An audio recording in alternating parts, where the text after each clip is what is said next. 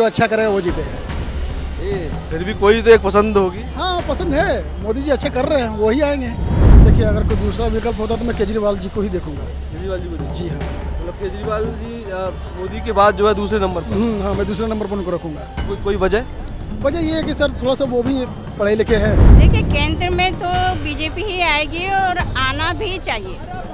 उसकी वजह है कि हमें सबसे पहले देश की सुरक्षा करनी है। विकास तो हो ही रहा है, जो पहले बहुत धीमी गति का था अब उसको बीजेपी ने फास्ट कर दिया। लेकिन मोदी सरकार ने किया ईवीएम की व्यवस्था, तो ये तो बहुत एक निशानी है। ये तो बहुत बढ़िया ईवीएम का जो है पारदर्शिता इसमें होती है। पहले ध्यान ही नहीं, पहले जैसे तो कई लोग ना जाग बोरी ला देते थे बुरका पहने कुछ करके। अब तो पहचान देखी जाती, सब कुछ देखी जाती है। ईवीएम है।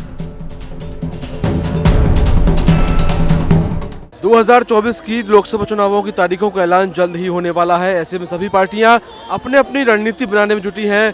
कहीं ईडी का जो है डर राजनेताओं को सता रहा है, तो कहीं चुनावी प्रचार अपना दम भर रहा है। तो कहीं ना कहीं सवाल बड़ा ये है कि 2024 में आखिर कौन बाजी मारेगा। इसको लेकर हम इस वक्त मौजूद हैं चांदनी चौक में और यहाँ की जनता से हम पूछेंगे कि 2024 में किसकी आपको ज़्यादा उम्मीद दिखाई देती है, कौन जीतेगा, कौन हारेगा, क्या कहते हैं इस पॉलिटिक्स के बारे में और वो क्या मानते हैं। शॉपिंग करने के लिए आए हुए हैं जी।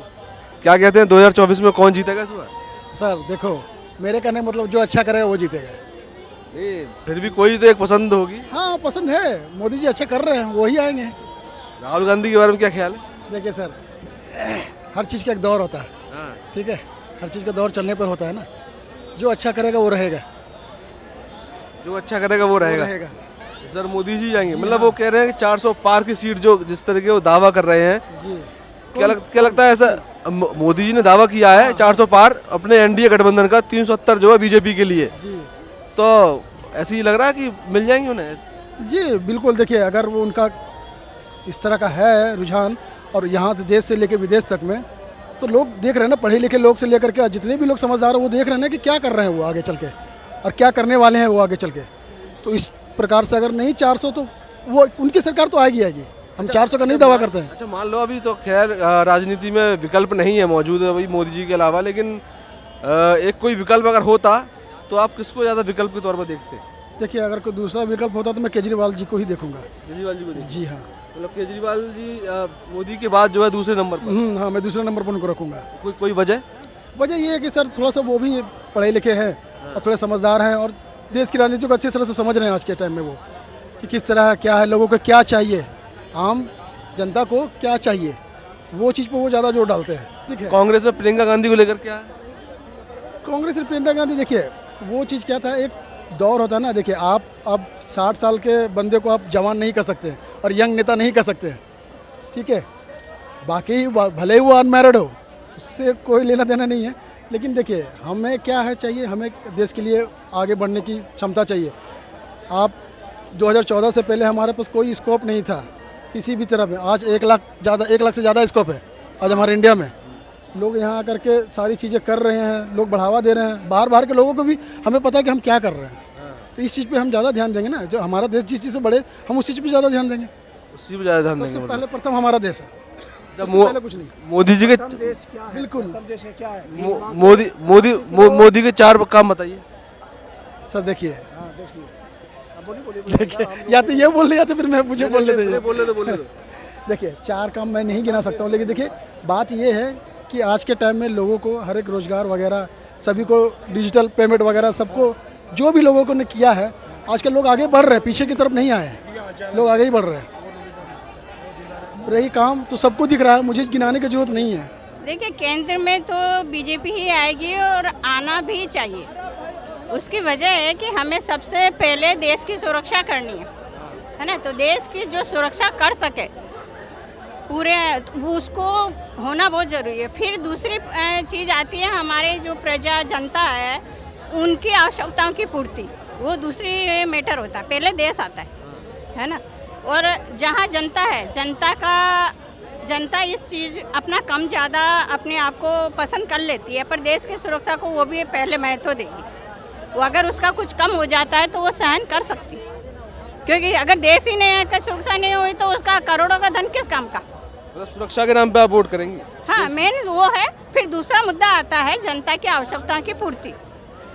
है ना। हम किसी भी देखिए अब तक देश की कितनी योजनाएं बनी, हमने आज तक किसी योजना का बेनिफिट नहीं लिया, चाहे जैसा संघर्ष हो ये हो तो भी या फिर भी देते हैं। क्यों? कि हमारे लिए देश महत्व है ना, देश का महत्व है, इसीलिए देते आ रहे हैं, दे रहे हैं, और पहले भी देते थे क्योंकि विकास भी हो रहा है। विकास, हाँ विकास तो हो ही रहा है। जो पहले बहुत धीमी गति का था, अब उसको बीजेपी ने फास्ट कर दिया। और बीजेपी ने जो कांग्रेस के जो मुद्दे थे विकास के, जो कांग्रेस लेके आई थी लेकिन वो कर नहीं रही थी, उसी को इन्होंने आगे बढ़ा दिया। तो इस वजह से इनका डेवलपमेंट दिखता है। इन्होंने आगे बढ़ाया है तो कोई रफ्तार से आगे बढ़ाया कि मतलब वही सुस्त रफ्तारी है? नहीं, इनकी तो रफ्तार है, जब भी तो दिखाई दे रही है इनकी फास्ट रफ्तार चल रही है और चलती रही है, डेवलपमेंट होता रह रहा है। छोटी मोटी गलतियाँ सबसे होती है, ऐसा भी नहीं है कि हम वो कहते हैं कि कुछ गलतियाँ, लेकिन उसको व्यक्ति इग्नोर कर देता है। देश के लिए, जनता के लिए, अपनी देश के लिए व्यक्ति जब अपनी जान दे सकता है तो कुछ धन को भी कुर्बान कर सकता है। राहुल गांधी भी पीएम कैंडिडेट के तौर पे जो है मैदान में जाहिर तौर पे उतरेंगे, क्योंकि वही सबसे बड़े नेता हैं कांग्रेस के, तो वो भी उनको पीएम के तौर पर देखना चाहेंगे। अगर वो देश के लिए इसी तरीके से कार्य कर सकें और देश के लिए, लोगों के लिए, तो हो सकता है। ये लगता कर सकेंगे? अभी फिलहाल तो इतना नहीं लगता, लेकिन अगर वो ऐसा करके दिखाएं, उनके जहाँ राज्य में कांग्रेस आती है वो उसका वैसा कर दिखाएं तो लोगों का विश्वास जीतेंगे ना। वो तो अभी तक कोई कैबिनेट मंत्री भी नहीं बने, तो वो अपने लोगों से तो करवा के दिखाएं कि हम ये कर रहे हैं, हम बढ़ रहे हैं, हम भी देश के लिए, लोगों के लिए आगे बढ़ रहे हैं। तो कुछ तो जनता देखेगी तभी तो उसे बिलीव करेगी। राहुल गांधी की जो है बिल्कुल जो है पॉलिटिकल क्रेडिबिलिटी अगर उनकी देखें अगर, तो क्या कहेंगे कि वो जो है कहीं टिकते हैं चुनाव में?